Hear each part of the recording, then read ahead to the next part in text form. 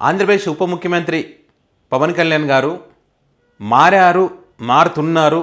మారి అధికారులతో తన శాఖలకు సంబంధించి అనేక విషయాలు తెలుసుకొని ఒక మంచి పాలన అందించాలని తపన పడుతున్నారని చెప్పి ఈ మధ్యకాలంలో ఒక చర్చ నడిచింది. ఎందుకు ఆ చర్చ వచ్చిందంటే, చంద్రబాబు గారు మంత్రులకు సంబంధించి ర్యాంకింగ్ ఇచ్చారు. ఆ ర్యాంకింగ్లో కొంతమంది మంత్రులు వైసీపీని విమర్శించడంలో విఫలమవుతున్నారు, అందులో పవన్ కళ్యాణ్ గారు కూడా ఉన్నారు అని అంటే, దానికి సంబంధించి లేదు పవన్ కళ్యాణ్ గారు గతంలో మాదిరి కాదు, ఇప్పుడు మంత్రిగా ఉన్నారు కాబట్టి, కొన్ని శాఖలకు మంత్రిగా ఉన్నారు కదా, ప్రజలకు సేవ చేయాలనేటువంటి తపన ఆయనలో ఉంది కాబట్టి విమర్శించడాలు ఇట్లాంటివి ఆయన చెయ్యరు అని చెప్పి కొంతమంది కొన్ని పత్రికల్లో కొన్ని మీడియా కథనాలు మనం చూసాం. సరే, నిజంగా పవన్ కళ్యాణ్ గారు మారితే మంచిగా పాలన అందిస్తే అంతకన్నా సంతోషం ఏముంటుంది? ప్రతి ఒక్కరు కోరుకునేది అదే కదా. సో ఆ సంతోషాన్ని అట్లా ఆశపడ్డ వాళ్ళని ఎవరిని కూడా పవన్ కళ్యాణ్ గారు సంతోషంగా ఉంచరు, ఖచ్చితంగా షాక్ ఇస్తారు. సో ఇప్పుడు అదే విధంగా షాక్ ఇచ్చారు. ఎందుకు షాక్ ఇచ్చారంటే, వీళ్ళు ఏదైనా రాష్ట్రంలో ఒక ఇష్యూ వచ్చినప్పుడు, తమకు వ్యతిరేకంగా ఏదైనా జరుగుతుంది, ప్రజల్లో చర్చ జరుగుతుంది అనుకున్నప్పుడు ఖచ్చితంగా ఒక డైవర్ట్ పాలిటిక్స్ చేస్తారు. మనం గతంలో చూసాం కదా, సనాతన ధర్మాన్ని కాపాడడానికి పుట్టిన ఏకైక వ్యక్తి పవన్ కళ్యాణ్ గారే అన్న రేంజ్లో ఆ రోజు ఆయన సనాతన ధర్మం బోర్డని అదని ఇదని ఏ రేంజ్లో మాట్లాడారో మనం చూసాం. ఆ తర్వాత ఏమైంది సనాతన ధర్మం? ఆ తర్వాత ఏమైంది? మళ్ళీ సోషల్ మీడియా అసభ్యకర పోస్టులు పెడతా ఉన్నారని చెప్పి ఆ పేరుతో ప్రభుత్వానికి వ్యతిరేకంగా ఎవరైనా క్వశ్చన్ చేస్తే కూడా వాళ్ళందరినీ అరెస్ట్ చేసి కేసుల మీద కేసులు పెట్టి జైళ్ళల్లో వేస్తున్నటువంటి పరిస్థితి. వాళ్ళ మీద పెట్టకూడని సెక్షన్లు కూడా పెడతా ఉన్నారు, కొత్త సెక్షన్లు కూడా పెడతా ఉన్నారు. సో ఆ రకంగా అంటే డైవర్ట్ పాలిటిక్స్ అనమాట. ఎప్పుడైనా ఏదైనా ఒక సమస్య వచ్చిందంటే పవన్ కళ్యాణ్ గారు రెడీగా దిగుతారనమాట. మీరు ఇప్పుడు అబ్జర్వ్ చేయండి, ఇప్పుడు ఏదైతే కడపలో ఒక ఎంపీడీఓ, గాలివుడ్ ఎంపీడీఓకి సంబంధించి ఒక ఖచ్చితంగా అక్కడ వైసీపీ వాళ్ళు తప్పు చేసింటే శిక్ష పడాలి, దాన్ని ఎవరు కాదనరు. నిజంగానే తప్పు చేస్తే కనుక ఇప్పుడు అధికార పార్టీ వాళ్ళదే కాబట్టి అంత ఈజీగా వదిలిపెట్టేటువంటి అవకాశం ఉండదు. వీళ్ళు కూడా అంత ధైర్యం చేసి అక్కడికి వెళ్ళి గొడవ చేసే ఛాన్స్ కూడా లేదు ఇప్పుడు జరుగుతున్నటువంటి పరిస్థితిని బట్టి చూస్తే. సో ఈ క్రమంలో మరి పవన్ కళ్యాణ్ గారు అసలు గతంలో ఎన్నో జరిగిన ఘటనలు, ఎంతో మందిని పరామర్శించాల్సినటువంటి బాధ్యత ఉన్నప్పటికీ కూడా ఆయన ఎవరిని కూడా పరామర్శించలేదు. నంద్యాల జిల్లాలో ఒక చిన్నారికి సంబంధించి ఆ ఘటన జరిగితే ఇంతవరకు ఏమైపోయిందో తెలియదు. మరి ఎప్పుడైనా వెళ్ళి ఆ కుటుంబాన్ని పరామర్శించారా? ఎప్పుడైనా ఆ కుటుంబంతో, ఆ తల్లిదండ్రులతో మాట్లాడి వాళ్ళకి ధైర్యం చెప్పారు? ఎప్పుడైనా చెప్పలేదు. అదేవిధంగా హిందూపురంలో బతకడానికి, కర్ణాటక నుంచి బతకడానికి వస్తే, ఇక్కడ ఉంటే సేఫ్గా ఉంటామని చెప్పి బతకడానికి వస్తే ఒక గ్రూపు అక్కడ వాళ్ళ మీద అత్యాచారం చేస్తే, అత్తాకోడళ్ళ మీద, దానికి సంబంధించి మనం ఎక్కడ మాట్లాడలేదు. ఏంది రాష్ట్రంలో ఈ పరిస్థితి ఉందని చెప్పి, ఇలాంటివి జరగకుండా చూడాలని చెప్పి దానికి సంబంధించి మనం మాట్లాడలేదు.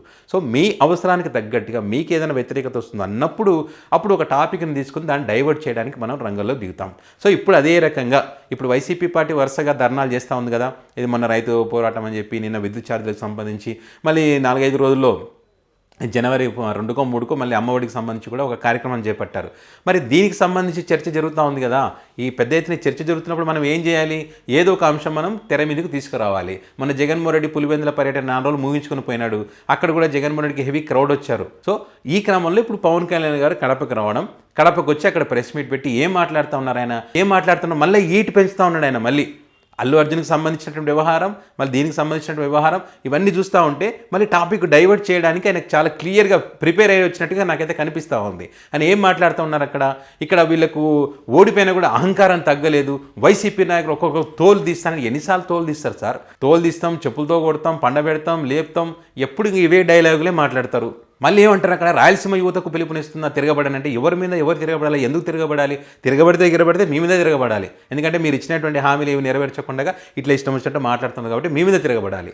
మళ్ళీ ఆ ఎంపీడీఓ కులానికి సంబంధించి కూడా మాట్లాడతారు. కుల రాజకీయాలే వద్దంటారు, కుల ప్రస్తావన దేవుడిది అంటారు. మళ్ళీ కులం గురించే మాట్లాడతారు, మళ్ళీ సామాజిక వర్గం గురించే మాట్లాడతారు. ఎవరు మాట్లాడమన్నారు? కులాల గురించి నువ్వు ఒక వ్యక్తిని పరామర్శించడానికి వచ్చినప్పుడు పరామర్శించాలంతే, అంతేగాని ఇట్లా నోటికి ఎంత వస్తే మాట్లాడడం, దీని గురించి చర్చ జరగాలి. ప్రభుత్వం మీద వ్యతిరేకత ఉన్నటువంటి సంబంధించి చర్చ జరగకూడదు. వైసీపీ పార్టీ నాయకులు గూండాలు, వీళ్ళు ఈ రకంగా దాడులకు పాల్పడుతూ ఉన్నారు, వీళ్ళ పొగరనగలేదు, వీళ్ళ పొగర అనచాలని చెప్పి నేను కడపకు వచ్చానని చెప్పి ఇట్లా మాట్లాడడం వల్ల ఏంటంటే, అరే నిజంగా ఎంత పెద్ద ఇష్యూ అయితే తప్ప ఇక్కడ పవన్ కళ్యాణ్ గారు వస్తారు. అదే ఆయన మాట్లాడే కూడా అది అక్కడ ఉన్నటువంటి మీడియా మిత్రులు అల్లు అర్జున్కి సంబంధించి మరి అందరూ స్పందిస్తున్నారు కదా సార్, హాలీవుడ్కి సంబంధించి అల్లు అర్జున్ ఇష్యూ గురించి, టాలీవుడ్లో జరుగుతున్నటువంటి పరిణామాల గురించి. మరి మీరెందుకు స్పందించారంటే దానికంటే పెద్దది ఇది అంటాడు. అంటే వీళ్ళ దృష్టిలో ఇదే పెద్దది. నువ్వు అవతలే వేరే వాళ్ళు చనిపోని, చిన్నారుల మీద అత్యాచారాలు జరిగని, ఇంకా అత్తకోడల మీద దాడులు జరిగని, ఇంకా ఏ మహిళ మీద ఏదైనా జరిగని, దానికంటే పెద్ద ఇష్యూ ఇది. ఎందుకంటే వీళ్ళకి ప్రజెంట్ ఇది అవసరం. టాపిక్ డైవర్ట్ చేయడానికి ఒక ఇష్యూ కావాలి. ఆ చిన్న ఇష్యూ దాన్ని మనం పెద్దగా చేయాలి కాబట్టి ఇది పెద్ద ఇష్యూ అంటున్నారు. అక్కడ ఒక మహిళ చనిపోయింది కదా. మరి మీ టాలీవుడ్కి సంబంధించి మనం గతంలో చాలా మాట్లాడాం కదా మనం. మరి టాలీవుడ్ పెద్దలందరూ అక్కడికి వెళ్తే మరి బెనిఫిట్ షోలు కానీ టికెట్ల రేట్ల పెంపుకు సంబంధించి కానీ మరి వీళ్ళ పప్పులే ముడకలేదు ఇక్కడ సీఎం రేవంత్ రెడ్డి దగ్గర. మళ్ళీ అదే 4 గంటలు వెయిట్ చేయించారు. మరి 1/2 నిమిషం లేట్ అయితేనే జగన్మోహన్ రెడ్డిని తిట్టాము ఆ రోజు మనము. చావుకు లేదు, పెళ్లి లేదు, ఎక్కడ పోతే అక్కడ జగన్మోహన్ రెడ్డి తిట్టడమే టార్గెట్ పెట్టుకున్నాం కదా అప్పుడు. మరి ఇప్పుడేమో ఇది సందర్భం కాదని ఎట్లా చెప్తా ఉన్నారు? కనీసం మీరు ఒక రాజకీయ నాయకుడిగా కాదు, ఒక సినిమా హీరోగా ఏమైనా వెళ్ళి పలకరించారా? మళ్ళీ పలకరించలేదు. అంతకన్నా పెద్ద విషయం ఏమైనా ఉంటుందా? ఒక పిల్లోడు, ఆ శ్రీతేజ్ అనే పిల్లోడు ఆసుపత్రిలో మరి ప్రాణాలతో పోరాడుతున్నాడు. మరి వెళ్ళి పరామర్శించారా? పరామర్శించలేదు. హైదరాబాద్కు వచ్చి కూడా పరామర్శించలేదు. మళ్ళీ ఎందుకు? మళ్ళీ పైగా ఇప్పుడు ఏమంటున్నారు, అల్లు అర్జున్ కంటే అల్లు అర్జున్ విషయాలు మీరు స్పందించరు, ఎందుకంటే మీకు అర్జున్కి మీకు మధ్యలో గ్యాప్ ఉందని చెప్పి. కానీ టాలీవుడ్కి సంబంధించిన స్పందించాలి కదా, పెద్ద ఇష్యూ కదా అది కూడా. కానీ స్పందించారు. ఒకప్పుడు జగన్మోహన్ రెడ్డి ఉన్నప్పుడు పెద్ద ఇష్యూ, అప్పుడు మనుషులు చనిపోయినా కూడా అదే పెద్ద ఇష్యూ.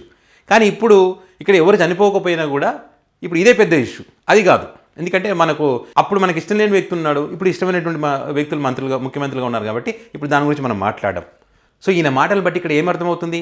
వీళ్ళ అల్లు వర్సెస్ మెగా ఫ్యామిలీ ఇంకా గ్యాప్ ఉందనేటువంటిది ఇక్కడ క్లియర్గా అర్థమవుతుంది. సో దానికి సంబంధించి పవన్ కళ్యాణ్ గారు ఈరోజు మళ్ళీ కడప సాక్షిగా క్లారిటీ ఇచ్చేశారు. వాళ్ళు అడిగినటువంటి ప్రశ్నలకు ఆన్సర్ చెప్పకుండా నేను చెప్పను పడదా, దానికన్నా పెద్ద సమస్య ఉందని క్లారిటీ ఇచ్చేశారు. దీనికి సంబంధించి వాళ్ళ ఫ్యాన్స్ జనసేన పార్టీ నాయకులు ఏమంటారంటే, అత్తారింటికి దారేది సినిమాలో డైలాగ్ ఉంది కదా, ఎక్కడ నెగ్గాలో కాదురా ఎక్కడ తగ్గాలో తెలిసిన వాడే నిజమైన వ్యక్తి అని ఏదో డైలాగ్ ఉంది కదా. సో ఆ రకంగా పవన్ కళ్యాణ్ గారు చూడండి, అసలు వాళ్ళు అడిగిన ప్రశ్నకు అసలు అక్కడికి వెళ్ళినటువంటి పరిస్థితిని, అక్కడికి వెళ్ళినటువంటి సందర్భం ఏంది, ఆ సందర్భానుసారంగా అసలు ఎంత చాకచక్యంగా మాట్లాడి చూడని చెప్పి మళ్ళీ వీళ్ళు డైలాగులు మాట్లాడతారు. సో గతంలో మాట్లాడేట్టు ఇవన్నీ గుర్తుకు రావు వీళ్ళకి, ఇప్పుడు మాత్రం హైలైట్ చేస్తారనమాట. ఎందుకంటే చెప్పుకోవాలి కదా, మరి ఎవరైనా ఏమైనా అంటారు కదా, మళ్ళీ ట్రోల్ చేస్తారు కదా, ఈ పవన్ కళ్యాణ్ అనేది ఇట్లా మాట్లాడుతూ ఉన్నారు, మళ్ళీ ఇక్కడ అరుస్తూ ఉన్నారు, తిరగబడని అంటున్నారు, మళ్ళీ కులం ప్రస్తావన లేదంటే మరి కులం గురించి మాట్లాడుతున్నారు, మళ్ళీ ఇది రాకూడదు కదా. అందు గురించి ఈ అంశాలన్నీ వాళ్ళు హైలైట్ చేస్తారు. హైలైట్ చేస్తూ ఈ ఎంపీడీఓకి సంబంధించి కూడా ఆయన ఏం మాట్లాడారో, ఈ వైసీపీ పార్టీ నాయకులు ఏ రకంగా దాడులు చేస్తూ ఉన్నారో, వాళ్ళకి ఏ రకంగా అహంకారం పెరిగిందో ఆ అహంకారాన్ని అణిచివేస్తారంట, దానికి సంబంధించి ఇప్పుడు హైలైట్ చేస్తూ ఉన్నారు. ఎందుకంటే ఇప్పుడు 4-5 రోజులు దీని గురించి చర్చ జరగాలి. చర్చ జరిగితే మొన్న వైసీపీ వాళ్ళు చేసినటువంటి ధర్నాలు ఇవన్నీ కూడా ప్రజలు చర్చకి రాకూడదు. ఇది వాళ్ళకు ఉన్నటువంటి ప్లాన్.